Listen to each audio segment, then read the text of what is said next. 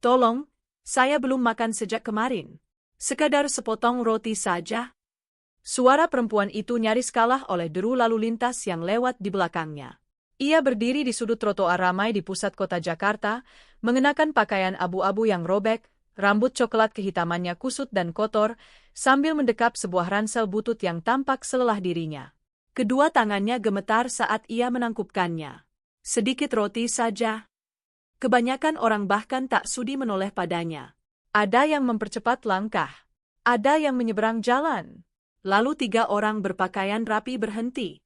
Seorang perempuan muda berkacamata hitam bermerek mengernyit. Ini benar-benar kamu. Perempuan tunawisma itu perlahan menunduk. Perempuan kedua tertawa pendek. Aku tidak percaya. Lelaki di samping mereka melipat tangan. Jadi, kesinilah hidup membawamu. Perempuan tunawisma itu menelan ludah dengan susah payah. Saya hanya minta sesuatu untuk dimakan. Perempuan pertama menggeleng. Dulu kamu memandang orang seperti kami seolah kami tak ada. Tolong, bisik perempuan tunawisma itu. Sekadar roti. Lelaki itu menyeringai. Sepertinya kamu akhirnya merasakan hidup yang sebenarnya. Perempuan kedua merogoh tasnya. Sesaat, secercah harapan melintas di wajah perempuan tunawisma itu. Namun yang ia keluarkan justru kunci mobil. Ayo pergi. Kita buang-buang waktu saja. Ketiganya tertawa pelan sambil berlalu. Perempuan tunawisma itu tak memanggil mereka. Ia hanya menatap trotoar. Beberapa saat kemudian, Panji dan putrinya yang berusia 8 tahun, Kayla, berjalan menyusuri jalan yang sama sambil menjinjing kantong belanjaan.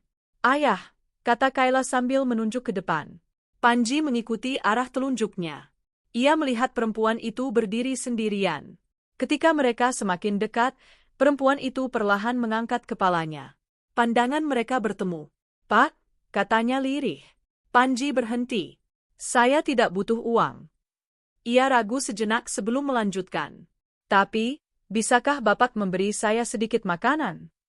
Panji menatap kantong belanjaan di tangannya. Tanpa berkata apapun, ia masuk ke toko roti di sebelah mereka.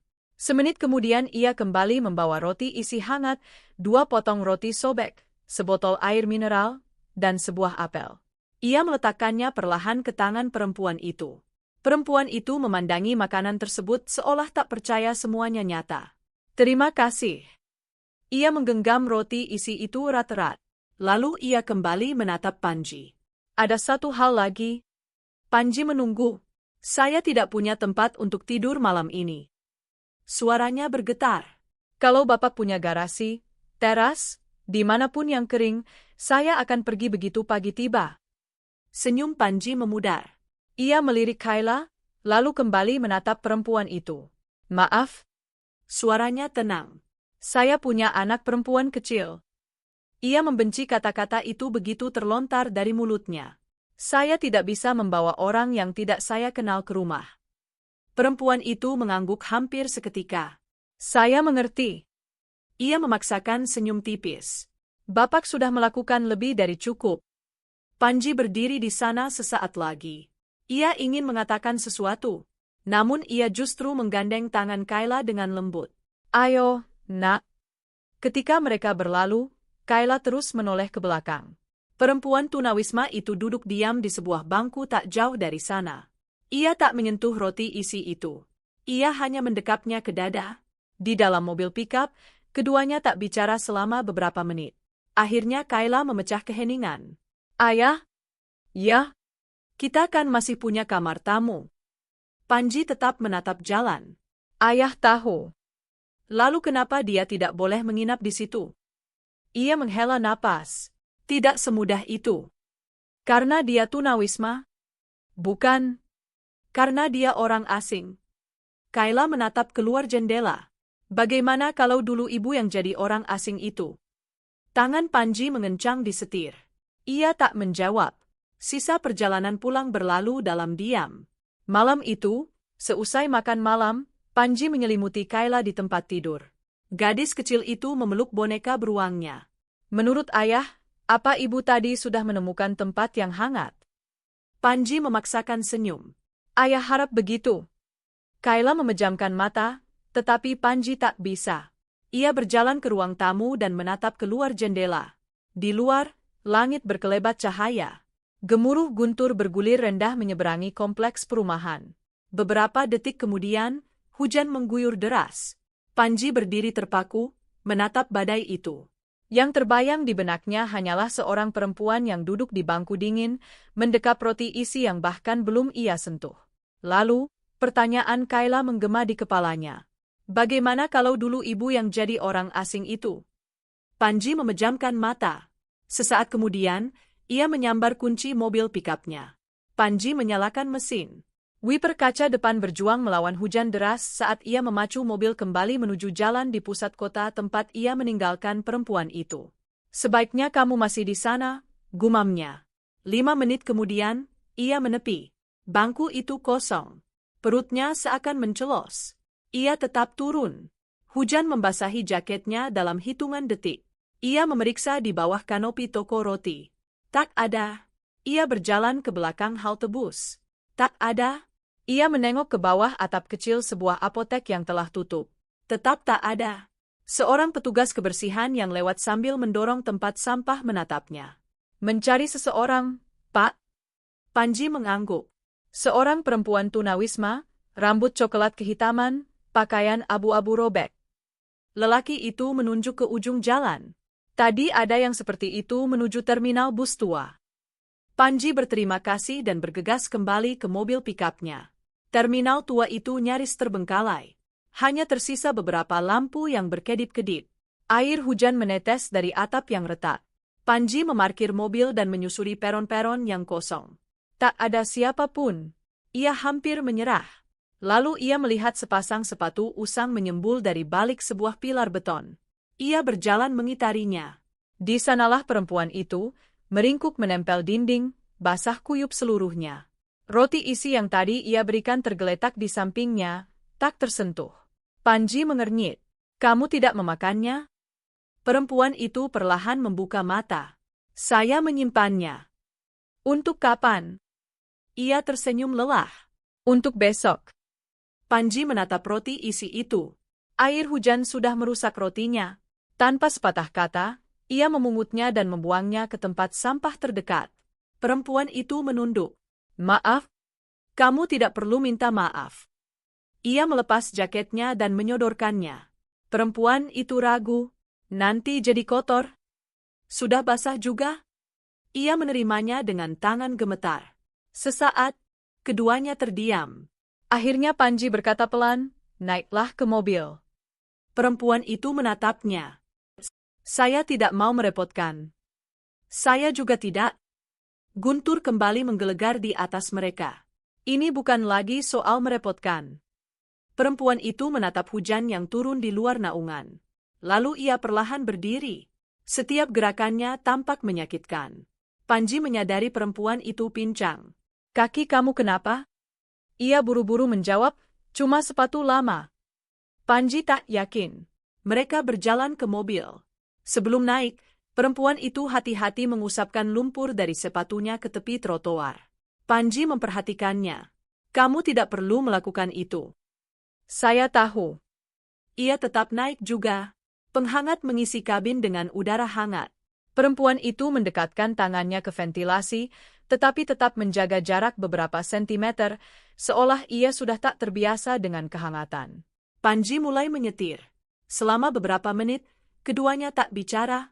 Akhirnya ia memecah keheningan. Saya Panji. Perempuan itu menatap keluar jendela. Anindya. Ia mengangguk. Putri saya namanya Kayla. Senyum samar muncul. Dia gadis kecil yang sangat baik hati. Panji tersenyum. Itu menurun dari ibunya. Anindya menunduk. Bapak kehilangan istri 5 tahun lalu. Turut berduka. Saya juga. Keheningan kembali. Panji melirik ke arahnya. Kamu bilang cuma butuh 1 malam. Saya serius. Kamu tidak punya keluarga? Ia kembali menatap keluar, ke arah hujan. Sudah tidak lagi. Panji menunggu ia melanjutkan. Anindya tak melanjutkan. Beberapa menit berlalu lagi sebelum Panji akhirnya bicara. Ada 2 aturan. Anindya menoleh padanya. Pertama, ini hanya untuk malam ini. Ia langsung mengangguk. Saya mengerti. Kedua, ia tersenyum kikuk. Putri saya banyak sekali bertanya. Untuk pertama kalinya malam itu, Anindya mengeluarkan tawa kecil. Saya sudah menyadarinya. Tawa itu hanya sedetik, tetapi terdengar sungguh-sungguh. Panji pun tak bisa menahan senyum. Ketika mereka tiba di rumah, lampu teras masih menyala. Panji memarkir mobil, tetapi tak beranjak. Saya perlu jujur? Anindya menatapnya. Saya belum pernah melakukan hal seperti ini sebelumnya. Saya tahu. Kalau kapanpun putri saya merasa tidak nyaman, saya akan pergi. Ia menjawab begitu cepat sampai Panji sadar perempuan itu memang sudah menduga kata-kata tersebut. Ia membuka pintu depan dengan pelan. Rumah gelap. Saat mereka melangkah masuk, Panji berbisik, coba jangan sampai membangunkan Kayla. Namun sebelum keduanya sempat melangkah lebih jauh, sebuah suara kecil terdengar dari tangga. Kayla tahu ayah pasti balik lagi. Panji mendongak. Kayla berdiri di sana dengan piyamanya, memeluk boneka beruang dengan senyum mengantuk. Kayla sengaja membiarkan lampu kamar tamu menyala. Anindya terpaku. Ia tak menyangka ada yang masih terjaga. Kayla tersenyum sambil menuruni beberapa anak tangga terakhir. Kayla sudah bilang ke ayah, pasti kakak masih di luar sana. Panji menghela napas. Kamu kan seharusnya sudah tidur. Tadi sudah. Ia menunjuk jendela depan. Tapi lalu turun hujan. Anindya menunduk, tak sanggup menatap mata gadis kecil itu. Maaf sudah mengganggu keluarga kalian. Enggak kok, kata Kayla. Kakak kedinginan. Panji berdeham. Kayla, coba tunjukkan ke Anindya di mana kamar tamunya, ya. Kayla nyengir. Ayo, Kak. Anindya tak bergerak. Saya bisa tidur di sofa saja. Panji menggeleng. Tidak, kamar tamunya sudah dirapikan. Ia ragu sejenak sebelum diam-diam mengikuti Kayla naik ke lantai atas. Beberapa menit kemudian, Panji selesai mengunci semua pintu dan mematikan lampu di lantai bawah. Saat melewati kamar tamu, ia melihat pintunya sedikit terbuka. Anindya tidak berbaring di ranjang, ia justru duduk di lantai di sebelahnya. Kamu tidak suka kasurnya? Ia tampak malu. Saya sudah lama sekali tidak tidur di ranjang yang sebenarnya. Nanti kamu akan terbiasa. Semoga begitu. Panji mengangguk. Kalau butuh apa-apa, bilang saja. Terima kasih. Ia meninggalkan perempuan itu sendirian. Keesokan paginya, Panji terbangun lebih awal dari biasanya. Rumah begitu sunyi. Ia berjalan menuju kamar tamu. Ranjang sudah tertata rapi sempurna. Anindya sudah tiada. Hatinya seakan jatuh. Ia memeriksa ruang tamu, dapur, halaman belakang. Tak ada. Lalu ia melihat sesuatu di meja makan. Jaketnya yang terlipat, bersih. Di sebelahnya ada secarik pesan tulisan tangan. Terima kasih untuk malam tadi. Tolong sampaikan pada Kayla, dia mengingatkan saya bahwa kebaikan itu masih ada. Maaf sudah merepotkan. Panji membacanya 2 kali. Lalu Kayla berlari menuruni tangga. Kak Anindya sudah bangun. Panji menyodorkan pesan itu padanya. Senyum gadis itu lenyap. Dia pergi? Sepertinya begitu. Kayla menatap ke arah pintu depan. Tapi dia bahkan tidak pamit. Tepat saat itu, Panji menyadari sesuatu yang lain. Roti yang ia beli kemarin hilang. Selai kacangnya juga, kata Kayla. Panji mengernyit. Anindya tidak mengambil uang. Ia tidak mengambil jaketnya. Ia tidak mengambil satu pun barang berharga. Hanya makanan. Kayla mendongak menatapnya. Menurut ayah, dia lapar lagi ya?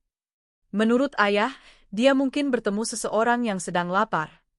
Sore harinya, Panji tak bisa berhenti memikirkan pesan itu. Saat istirahat makan siang di tempat kerja, ia mendapati dirinya menyetir kembali menuju jalan yang sama. Bangku tempat Anindya dulu duduk kosong. Pemilik toko roti mengenalinya. Bapak kembali lagi. Panji mengangguk.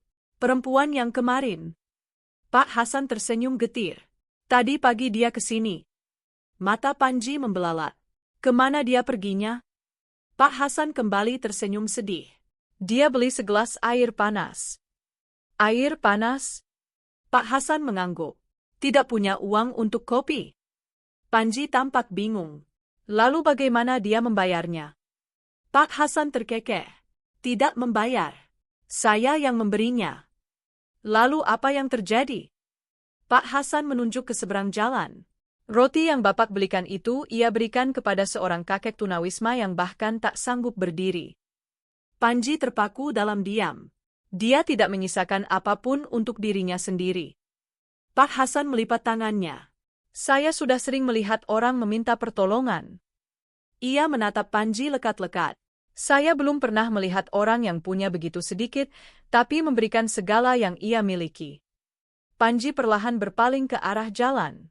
Untuk pertama kalinya, ia sadar Anindya bukan sekadar bersembunyi dari dunia. Ia memikul sesuatu yang jauh lebih berat daripada rasa lapar. Panji tak bisa melepaskan kata-kata Pak Hasan dari benaknya. Dia tidak menyisakan apapun untuk dirinya sendiri. Malam itu, dalam perjalanan pulang kerja, ia sengaja mengambil jalan memutar melewati pusat kota. Ia meyakinkan diri bahwa itu hanya rasa penasaran. Tak lebih. Matanya menyisir setiap trotoar, setiap halte bus, setiap gang. Lalu, ia melihatnya. Anindya duduk di bangku yang sama, ranselnya tergeletak di sebelahnya. Seorang kakek tunawisma duduk di sampingnya, perlahan memakan potongan roti terakhir yang tadi ia berikan. Anindya tidak makan. Ia hanya memperhatikan kakek itu dengan senyum tenang. Panji memarkir mobil di seberang. Ia berjalan mendekat sambil membawa 2 kantong kertas. Anindya mendongak. Bapak kembali lagi. Ya, begitulah. Ia menyerahkan 1 kantong kepada kakek itu. Kakek itu tersenyum. Semoga Allah membalas kebaikanmu. Panji menyerahkan kantong kedua kepada Anindya. Yang ini untukmu. Ia melihat isinya. Semangkuk soto hangat, roti segar, sebotol air mineral. Ia menatap Panji. Bapak tidak perlu repot-repot. Saya tahu. Untuk pertama kalinya, ia menerima makanan itu tanpa membantah. Kakek itu selesai makan dan perlahan berdiri. Terima kasih, kalian berdua. Anindya membantu merapikan selimut di bahu kakek itu sebelum ia berjalan terseok-seok pergi. Panji memperhatikan dalam diam. Kamu mengenalnya? Ia mengangguk. Namanya Mbah Warno. Keluarganya? Ia menunduk. Sudah tidak ada lagi. Panji menyadari perempuan itu memberi jawaban yang sama setiap kali ada yang menyinggung soal keluarga. Ia memutuskan untuk tidak bertanya lagi. Ia justru duduk di sebelahnya. Kamu tidak perlu melewatkan 1 malam lagi di luar sini. Anindya tak menjawab. Saya serius dengan ucapan saya kemarin. Saya tahu. Lalu, kenapa kamu pergi? Ia menatap lurus ke depan. Saya tidak ingin putri Bapak terbangun dan bertanya-tanya kenapa masih ada orang asing di dalam rumahnya. Panji hampir tertawa. Kayla justru kecewa kamu pergi. Anindya tersenyum tipis. Dia terlalu baik hati. Itu menurun dari ibunya. Anindya menatapnya. Bapak sudah 2 kali mengatakan itu. Karena memang benar. Ia mengangguk perlahan. Saya bisa merasakannya. Awan hujan mulai berkumpul lagi. Panji menengadah. Kamu ikut pulang bersama saya. Anindya menggeleng. Saya tidak bisa? Kenapa tidak? Karena 1 malam berubah jadi 2. Lalu 3. Saya tahu bagaimana kisah-kisah seperti ini berakhir. Panji mengernyit. Saya tidak tahu. Kisahnya berakhir dengan orang-orang yang bosan pada saya. Kata-kata itu keluar dengan pelan. Seakan ia sudah terlalu sering menjalaninya. Panji mencondongkan tubuh. Saya tidak akan repot-repot mencarimu kalau saya sudah bosan. Anindya memalingkan wajah sebelum Panji sempat melihat matanya. Pada saat itu, sebuah SUV hitam melintas perlahan melewati bangku itu. Baik Panji maupun Anindya tak begitu menghiraukannya. Kendaraan itu terus melaju sekitar 20 meter sebelum berhenti. Lampu remnya menyala merah. Air muka Anindya berubah seketika. Bahunya menegang. Napasnya menjadi pendek-pendek. Ia menundukkan kepala. Jangan menoleh ke belakang, bisiknya. Panji menoleh ke arahnya. Ada apa? Tolong. Suaranya nyaris tak terdengar. Jangan. SUV itu tetap terparkir. Kaca gelapnya tak menampakkan apapun. Beberapa detik kemudian, mobil itu melaju pergi. Anindya tak bergerak sampai mobil itu lenyap di tikungan. Panji menyadari tangan perempuan itu gemetar. Kamu kenal mereka? Ia berdiri tiba-tiba. Saya harus pergi. Ia menyambar ranselnya. Panji melangkah menghadangnya. Anindya. Ia tak mau menatapnya. Bicaralah pada saya. Saya tidak bisa. Apakah mereka berbahaya? Hening. Apakah mereka mencarimu? Hening lagi. Lalu akhirnya ia berbisik. Mereka mencari seseorang. Panji mengernyit. Seseorang? Anindya perlahan menatap matanya. Perempuan yang dulunya adalah saya. Sebelum Panji sempat bertanya lagi, ia berbalik dan berlalu, lenyap di tengah keramaian yang kian padat. Ia berdiri di sana memandanginya sampai tak lagi bisa melihatnya. Malam itu, seusai makan malam, Kayla menyadari ayahnya luar biasa pendiam. Ayah? Ayah ketemu Kak Anindya tadi. Panji menatap putrinya. Iya? Dia baik-baik saja? Ia ragu. Ayah rasa dia tidak ingin ada yang menemukannya. Kayla merenungkannya sejenak. Lalu ia mengajukan satu pertanyaan yang tak bisa dijawab Panji. Bagaimana kalau orang-orang yang mencarinya itu bukan mau menolongnya? Pertanyaan Kayla membekas di benak Panji semalaman. Bagaimana kalau orang-orang yang mencarinya itu bukan mau menolongnya? Keesokan paginya ia sudah bulat tekad. Setelah mengantar Kayla ke sekolah, ia menyetir langsung kembali ke pusat kota. Bangku yang sama. Kosong. Ia memeriksa toko roti. Pak Hasan menggeleng. Hari ini belum lihat dia. Panji berterima kasih dan terus berjalan. Sejam kemudian ia melihat Mbah Warno duduk sendirian di bawah halte bus. Kakek itu langsung mengenalinya. Bapak sedang mencari Anindya. Panji mengangguk. Bapak tahu dia di mana? Mbah Warno menunjuk ke arah sebuah masjid tua di ujung jalan. Dia pergi ke sana kalau ingin menghilang. Panji menempuh sisa jalannya. Pintu masjid terbuka. Di dalam hanya ada segelintir orang yang duduk dengan tenang. Di dekat saf paling belakang, Anindya duduk sendirian menatap ukiran kaligrafi dan kaca berwarna di dinding masjid. Ia menyadari kehadiran Panji tetapi tampak tak terkejut. Bapak menemukan saya. Panji duduk di sebelahnya. Saya sudah mencari kemana-mana. Saya tahu. Kamu tahu? Ia tersenyum tipis.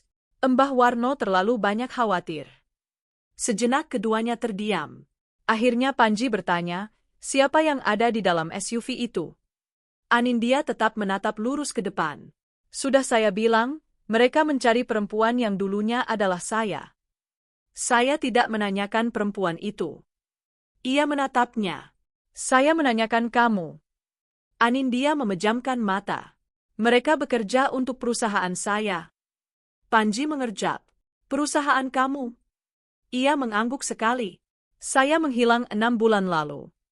Panji mengernyit. Saya tidak mengerti. Saya tahu. Ia merogoh ranselnya. Untuk pertama kalinya ia membuka kantong kecil di bagian dalam. Ia mengeluarkan sebuah dompet kulit usang. Di dalamnya ada sebuah kartu identitas yang telah pudar. Ia menyerahkannya kepada Panji.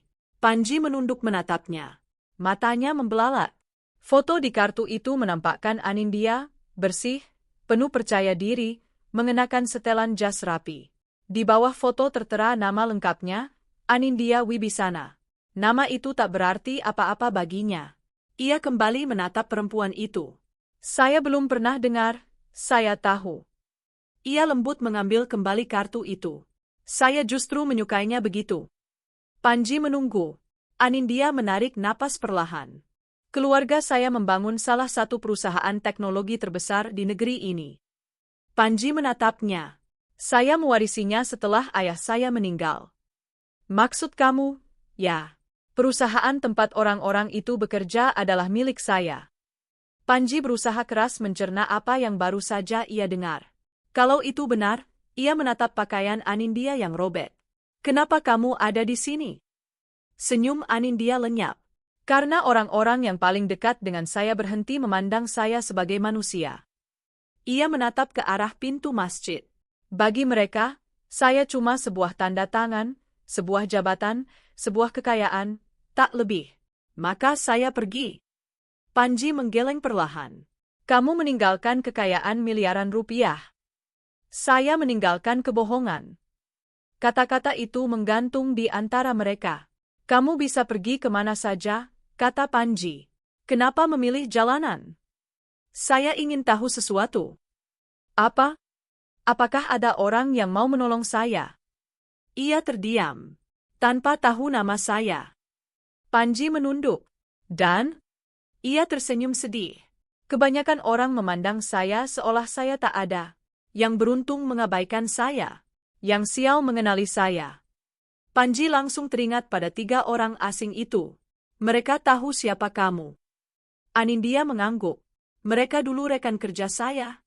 Mereka tertawa karena tak percaya saya bisa jatuh sedalam itu. Panji duduk dalam diam. Semuanya akhirnya masuk akal.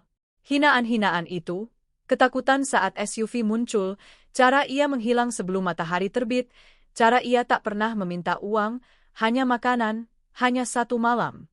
Panji berdiri. Saya sudah cukup lama bersembunyi. Panji menatapnya. Apa yang akan kamu lakukan? Ia membetulkan tali ranselnya. Saya akan kembali ke perusahaan kamu. Ia mengangguk. Mereka sudah 6 bulan mengambil keputusan atas nama saya. Ia memberinya senyum kecil. Saya rasa sudah waktunya mereka tahu bahwa saya tak pernah berhenti mengawasi. Sebelum Panji sempat menanggapi, beberapa SUV hitam perlahan berhenti di depan masjid. Anindya menatap ke arah pintu. Mereka menemukan saya. Masjid itu menjadi hening. 3 SUV hitam berhenti di luar. Sesaat kemudian, 6 lelaki berjas gelap turun. Mereka tak tergesa-gesa. Mereka tak berteriak. Mereka hanya berjalan menuju pintu masuk. Secara naluriah Panji merapat ke arah Anindya. Kamu tidak harus ikut mereka. Anindya tersenyum. Saya harus. Pintu masjid terbuka. Seorang lelaki tua berambut perak masuk lebih dulu. Begitu melihat Anindya, ia menundukkan kepala. Bu Anindya. Panji mengira Anindya akan tersenyum. Ternyata tidak. Akhirnya kalian menemukan saya. Kami mencari setiap hari, Bu. Saya tahu. Pak Hendarto tampak lega. Rapat Dewan Direksi mulai 2 jam lagi. Anindya menatapnya dengan tenang. Bagus. Air mukanya berubah. Ibu kembali? Saya tidak pernah bilang mengundurkan diri. Pak Hendarto tak menjawab. Anindya melangkah keluar. Para lelaki itu langsung menyingkir, membuka jalan untuknya. Tak seorang pun menyentuhnya. Tak seorang pun mencoba mendesaknya. Panji mengikutinya sampai ke anak tangga masjid. Jadi, ini perpisahan? Anindya menatapnya lama. Semoga bukan. Salah satu lelaki berjas mendekat membawa sehelai mantel yang terlipat rapi. Anindya menerimanya. Ia mengenakannya menutupi pakaiannya yang robek tanpa melepasnya. Tampak ganjil. Mantel seorang miliarder menutupi kehidupan seorang tunawisma. Sebelum masuk ke dalam SUV, ia berbalik. Panji. Ia mendekat. Saya berutang permintaan maaf pada Bapak. Untuk apa? Saya berbohong. Kamu tidak pernah saya minta jujur. Ia mengangguk. Justru karena itu. Panji tersenyum. Saya tetap akan membelikan kamu roti isi itu. Untuk pertama kalinya sejak mereka bertemu, Anindya tertawa. Tawa yang tulus. Bapak pasti akan tetap melakukannya. Ia menatap ke arah pelataran parkir masjid. Bapak tahu kenapa saya meminta makanan, bukan uang. Panji menggeleng. Karena uang memberitahu saya seberapa banyak yang bisa orang sisihkan. Ia menatap mata Panji. Makanan memberitahu saya apakah mereka merasa saya layak diberi makan. Panji tak tahu harus berkata apa. Anindya merogoh ranselnya. Ia mengeluarkan pesan tulisan tangan yang ia tinggalkan di meja makan Panji. Saya nyaris membuangnya. Kamu menyimpannya? Ia mengangguk. Pesan itu mengingatkan saya bahwa saya tidak tak kasat mata. SUV itu melaju pergi. Panji berdiri di sana sampai semuanya lenyap. 3 hari kemudian, hidup kembali seperti biasa. Panji kembali bekerja. Kayla kembali bersekolah. Keduanya tak menyangka akan bertemu Anindya lagi. Lalu tibalah Sabtu pagi. Sebuah sedan hitam berhenti dengan tenang di depan rumah Panji. Kayla mengintip dari balik tirai. Ayah? Ia menengok keluar. Anindya keluar dari mobil. Kali ini, ia mengenakan gaun biru dongker sederhana dan sehelai mantel tipis. Rambut coklat kehitamannya bersih dan diikat rapi. Ia tampak seperti orang yang sama sekali berbeda, tetapi senyumnya tak berubah. Kayla berlari ke pintu. Kak Anindya berlutut dan memeluknya. Kakak kangen kamu. Panji tersenyum. Kamu kelihatan rapi sekali. Ia tertawa. Begitu kata orang-orang. Mereka duduk bersama di teras sambil menikmati secangkir kopi, sementara Kayla bermain di halaman. Saya menonton berita, kata Panji. Katanya saham perusahaan kamu naik. Anindya mengangkat bahu. Suatu hari nanti akan turun lagi. Kamu tidak tampak antusias. Memang tidak? Ia menatap Panji. Bapak tahu apa yang semua orang tanyakan setelah saya kembali. Panji menggeleng. Ibu menghilang kemana? Dan, tak satu pun orang bertanya, ia terdiam. Apakah saya baik-baik saja? Panji menunduk. Anindya merogoh tasnya dan meletakkan sebuah amplop kecil di atas meja. Saya tahu apa yang Bapak pikirkan. Saya tidak akan mengambil uang Bapak. Ia tersenyum. Saya tahu. Ini bukan uang. Panji membuka amplop itu. Di dalamnya ada sepucuk surat tulisan tangan. Di bagian bawah tertera tanda tangan Anindya. Di atasnya hanya ada beberapa kata. Dana perwalian pendidikan seumur hidup untuk Kayla. Panji langsung mendongak. Anindya, dana ini hanya bisa dipakai untuk pendidikannya. Saya tidak bisa menerimanya. Bapak bisa? Ia lembut memotong ucapannya. Bapak memberi martabat kepada orang asing. Tolong, izinkan saya memberi putri Bapak kesempatan. Panji duduk terdiam untuk waktu yang lama. Lalu ia melipat surat itu. Terima kasih. Anindya tersenyum. Terima kasih karena Bapak sudah kembali malam itu. Kayla tiba-tiba berlari mendekat sambil memegang setangkai bunga liar. Ia menyerahkannya kepada Anindya. Yang ini buat kakak? Anindya menerimanya seolah itu hadiah paling berharga yang pernah ia terima. Saat Panji memandangi keduanya tertawa bersama, ia menyadari sesuatu. Hal terbesar yang Anindya temukan bukanlah jalan kembali menuju perusahaannya, melainkan bukti bahwa kebaikan itu masih ada. Dan hal terbesar yang ia bawa pulang pada malam berhujan itu bukanlah seorang perempuan asing yang tunawisma, melainkan harapan. Seandainya Anda berada di posisi Panji pada malam berhujan itu, apakah Anda akan kembali menjemput Anindya? Sampaikan jawaban Anda di kolom komentar. Saya membaca semuanya. Dan jika kisah ini mengingatkan Anda bahwa satu tindakan kebaikan bisa mengubah hidup seseorang selamanya, luangkan waktu sejenak untuk menyukai video ini, berlangganan kanal ini, dan menyalakan lonceng notifikasi agar Anda tak melewatkan kisah menyentuh kami berikutnya. Sampai jumpa lagi. Jagalah diri Anda baik-baik, dan jangan pernah meremehkan kekuatan sebuah kebaikan. Sampai jumpa di kisah berikutnya.